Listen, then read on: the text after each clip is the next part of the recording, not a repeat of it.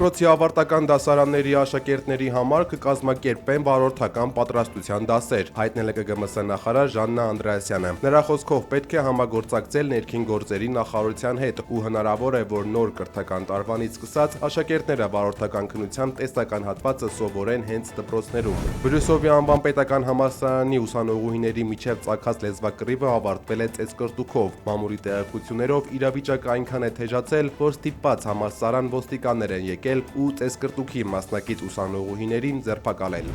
Գորիսի պետական քոլեջում երկրորդ օրն է գործադուլ ու դասադուլ է։ Դասախոսներն ու ուսանողները թույլ չեն տվել քոլեջի տնօրենի նորանշանակ պաշտոնակատար Արմինե Կոլյանին մտնել ուսումնական հաստատություն։ Դասախոսները պահանջում են, որ ԿԳՄՍ նախարար Ժաննա Անդրեասյանը հրապարակի աշխատանքից ազատված տնօրեն Կարեն Լազարյանի ազատման իրավական հիմքերը եւ ապացույցներ ներկայացնի նոր պաշտոնակատարի հավաստագրման օրենականության վերաբերյալ։ Ըստ քոլեջի աշխատակիցների Արմինե Կոլյանը չի կարող համարվել լեգիտիմ ղեկավար, քանի որ դեռ նախարարությունը չի պատասխանել իրենց բարձրացրած հարցերին։ Աշխատանքից ազատված տնօրեն Կարեն Լազարյանը անհիմն է համարում իրեն աշխատանքից ազատելու հիմնավորումը։ Այն է, իբր խոչընդոտել է կառավարության որոշմանը Գորիսի երկու պետական քոլեջները միացնելու վերաբերյալ։ Երկու քոլեջների միավորման արդյունքում քաղաքը պետք է ունենա մեկ նոր Գորիսի բազմագործառության պետական քոլեջ։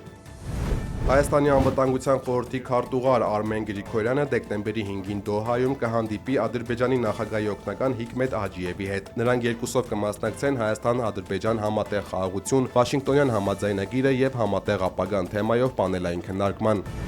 Հենրիխ Մխիթարյանը վնասվածքից 40 օր անց վերադարձել է խաղադաշտ եւ գոլային փոխանցում արել։ Ինտեր-Վենեցիա գավաթային խաղի 75-րդ րոպեին Մխիթարյանի գլխով փոխանցումից հետո Անժ Ջոան Բոնին գրավել է մրցակցի դարպասը։ Խաղն ավարտվել է 5-1 հաշվով Մխիթարյանի ու թիմակիցների հաղթանակով։ Ռուսաստանը ցանկացած պարագայում ռազմական կամ այլ կերպ կազատագրի Դոնբասը եւ Նովորոսիան։ Այս մասին հայտարարել է երկրի նախագահ Վլադիմիր Պուտինը India Today-ին տված հարցազրույցում։ Նրա խոսքով ամերիկյան բանագնացներ Ուիտքոֆի եւ Քուշների հետ հանդիպումը շատ օգտակար էր։ Ամերիկյան կողմը Թրամփի ծրագրի 27 կետերը բաժանել է 4 փաթեթի եւ առաջարկել դրանք առանձին քննարկել։ Մենք ստիպված էինք քննարկել գրեթե բոլոր կետերը, այդ իսկ պատճառով հանդիպումը այդքան երկար է տևել, ասել է ռուս առաջնորդը։ Առաջիկա օրերին Ուկրաինայի նախագահ Վլադիմիր Զելենսկին կմեկնի ԱՄՆ հանդիպելու Թրամփի ներկայացուցիչների հետ։ Պատերազմը դադարեցնելու հնարավորություն կա։ Մենք պետք է ճնշում գործադրենք Ռուսաստանի վրա, ասել է Զելենսկին։ ԱՄՆ նախագահ Դոնալդ Թրամփը Մոսկվայում երկկողմ հանդիպումն արդյունավետ է գնահատել։ Եթե ես լինեի նախագահը, այդ պատերազմը սկսված չէր էլ լինի։ Երեք Պուտինի հետ շատ լավ հանդիպում ենք ունեցել։ Տեսնենք, թե ինչ կլինի հետո։ Լրագրողների հետ զրույցում Թրամփն ասել է, որ կարծում է Պուտինը ցանկանում է ավարտել պատերազմը։ Համենայն դեպս այդպիսի տպավորություն է ստեղծվել բանագնացների մոտ, ասել է նա։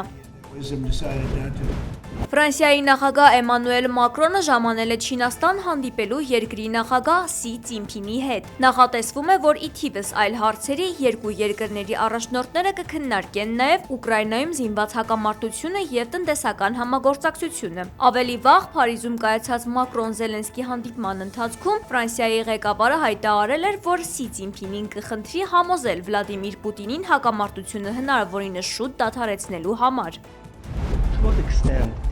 ԱՄՆ-ն վիզայի սահմանափակումներ է սահմանում ամբողջ աշխարհում քրիստոնյաներին հալածողների նկատմամբ։ X-ի իր էջում գրել է պետքարտուղար Մարկո Ռուբիոն։ Դա վերաբերում է Նիգերիային եւ այլ կառավարություններին կամ անհատներին, որոնք հալածում են մարդկանց իրենց կրոնական համոզմունքների համար, նշել է նա։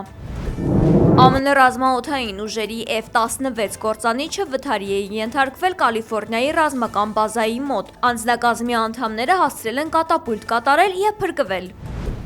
Աղոթքները անձրևի արհեստական առաջացումը Թեհրանին կարծես թե ոչ մի օգուտ չեն տալիս։ Երաշտի ֆոնին Իրանը ծրագրում է հարևան երկրների հետ իր տարածքում ջրի պաշար ստեղծել, հայտնել է երկրի էներգետիկայի նախարար Աբբաս Ալիբադին։ Իրանի օդերևութաբանական ծառայությունը հայտնել է, որ երկրում դիտարկվել է վերջին 50 տարվա ամենաչոր աշունը։